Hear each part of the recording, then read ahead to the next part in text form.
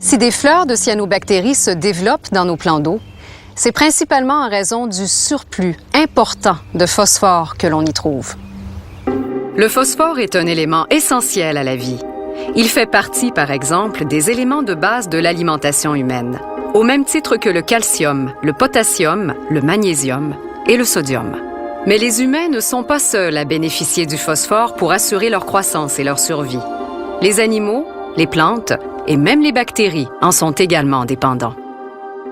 On utilise le phosphore dans les champs comme engrais pour accélérer la croissance des végétaux destinés à l'alimentation animale et humaine. On en dépend aussi sur nos pelouses et dans nos jardins.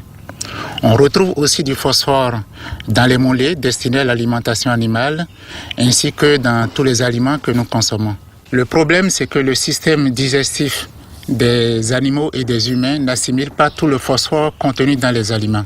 L'excédent de phosphore sera donc éliminé dans les urines et les matières fécales et on en retrouvera de grandes quantités dans les eaux d'égout, les fumiers et les lisiers. Dans les champs aussi, les plantes n'assimilent pas tout le phosphore qui est contenu dans les engrais, les fumiers et les lisiers. L'excédent de phosphore sera donc transporté par les eaux de ruissellement et de drainage vers les cours d'eau et les lacs. Comme en milieu aquatique, le phosphore est aussi essentiel à la croissance des organismes aquatiques.